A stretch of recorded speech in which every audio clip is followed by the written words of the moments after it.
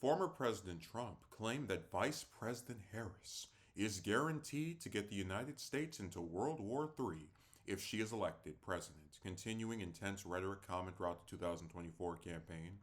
Trump spoke at a rally in the key battleground state of Pennsylvania on Saturday, arguing that Harris would be incompetent at dealing with other countries, leaders like Chinese President Xi Jinping and Russian President Vladimir Putin. To make her president would be to gamble with the lives of millions of people, he said. She would get us into a World War III guaranteed because she is too grossly incompetent to do the job.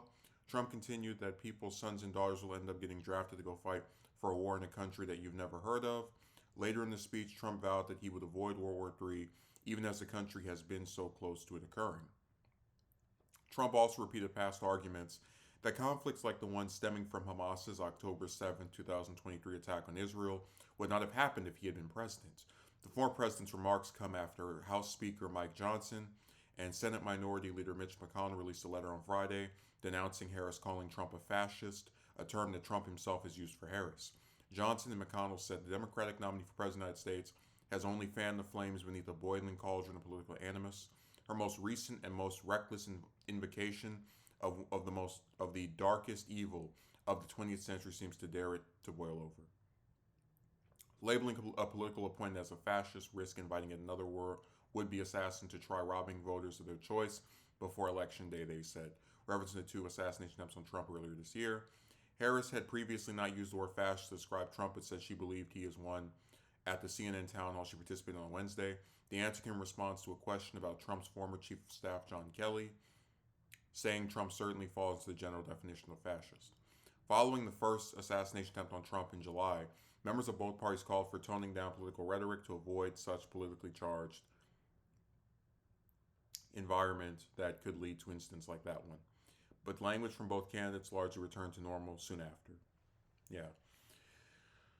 So when I first saw the headline, I got a little excited because I thought that Trump might be attempting to, take the anti-war position. He just converted Tulsi Gabbard to his party.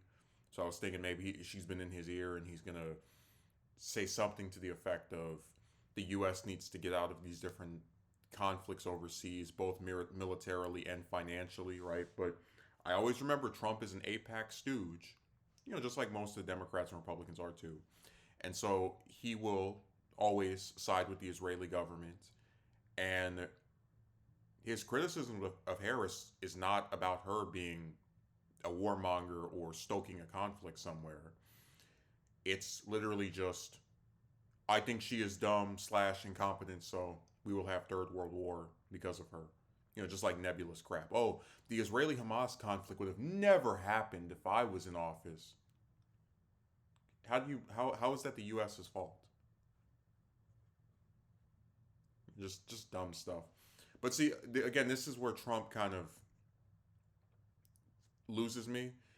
I thought because people don't talk about a lot of these people in their positions, but Obama famously was given the Nobel Peace Prize during his first year in office and proceeded to take the U.S. from 2 wars to 7. He was actually the first president in all of American history for their entire tenure to have nothing but war.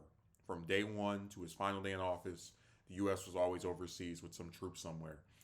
And I thought Trump, if he was going to, be rallying so much against Obama and the Cheneys, would say, look, these people that Harris has surrounded herself with are neocons and very much are invested in having these overseas battles. He mentioned that Americans will be drafted into conflicts in countries they've never heard of, which I don't think we're going to get to that point with anyone ever again. I think most politicians, even the ones that do the whole, beating the drum for war thing like Lindsey Graham, are not stupid enough to risk stoking opposition from people through a draft. The draft has not been used in over 50 plus years. And that's because politicians from both parties saw the impact that Vietnam had on Johnson and do not want to risk having that happen to their own behinds as well. So even if the United States were to theoretically get involved in some conflict overseas by sending troops there, they're almost certainly never going to bring the draft back because it is damn near political suicide to take unwilling or an unwanting participants, right? Just Americans, just like, oh yeah, go over here. You won't see that anytime soon. Probably, it would have to take something extremely insane, like an attack on the American home front, and even then, that would probably see more people signing up versus being drafted.